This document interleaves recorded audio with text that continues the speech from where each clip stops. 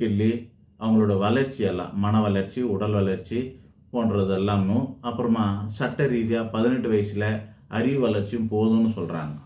என்ன எப்போ சொல்கிறாங்க? சட்ட ரீதியாக 18 வயசில் ஓட்டு போடலான்றாங்க, நாட்டுக்கு பிரதமரை தேர்ந்தெடுக்கலான்றாங்க. அந்த அளவுக்கு 18 வயசு மெச்சூரிட்டி வயசாக சொல்கிறாங்க சட்ட ரீதியாக. ஆக எல்லாமே இவ்வளோ வயசில் சொல்ல காலத்தில் 25 வயசில் கல்யாணம் பண்ண வேண்டிய அவசியம் என்ன? நம்ம இந்த படிப்பை காரணமாச்சு, பொருளாதாரம் காரணமாச்சு. பொருளாதாரம் தான் காரணம். பொருளாதாரத்துக்காக படிப்பு ஒரு தேவை, படிக்கணுங்கிறதுக்காக இப்படி. ஆனால் நம்மளுடைய உணர்வுகள் அவ்வளோ காலத்துக்கு கம்முன்னு இருக்குமா? 12 வருஷம் 10 வருஷம் சொல்லிட்டு சும்மா இருக்குமா நம்ம உணர்வுகள்லாம்? அப்படி இருக்கிறது இல்லை.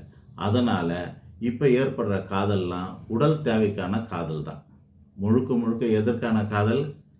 100% உடல் தேவைக்கான காதல். அதனால் இந்த காலத்தில் காதலர்கள் அப்படின்னு சொல்லக்கூடிய லவ்வர்ஸ் கிடையவே கிடையாது. லவ்வர்ஸ்ன்னு யாராவது சொல்கிறாங்களா? அந்த வார்த்தை சொல்கிறதில்ல. இவர் என்னோட லவ்வர், இவங்க என்னோட லவ்வர்னு சொல்கிறாங்களா? அதெல்லாம் சொல்கிறதே கிடையாது. அதுக்கு வேறு பேர் வச்சுட்டாங்க. அப்போது என்ன பேர் வச்சுட்டாங்க? பெஸ்டி. இல்லை கேர்ள் ஃப்ரெண்டு, பாய்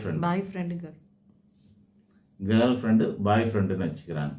எதுக்கு அப்படின்னா அவங்களுக்கு உடல் ரீதியான தேவைகளை பூர்த்தி செய்யறதுக்காக இதை வச்சுக்கிட்டாங்க.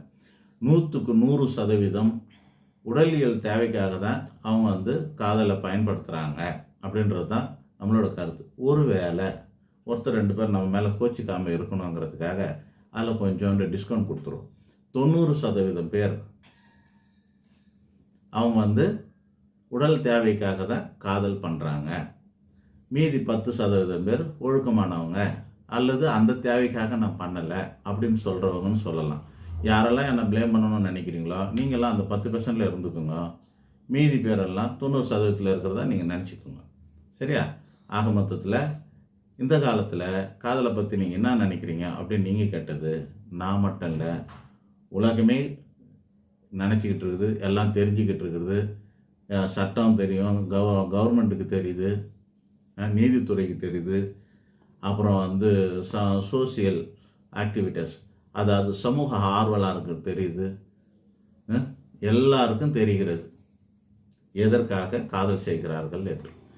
ஆனால் அந்த குழந்தைங்களை பெற்ற அம்மா அப்பாவுக்கு மட்டும் தெரியாது,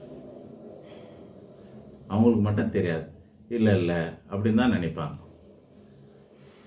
முதல்ல லவ் பண்ணுறதே தெரியாது, லவ் பண்ணுறதுக்கான காரணம் என்னன்னா அவங்களுக்கு தெரியாது. இப்படி தான் ஓடுது.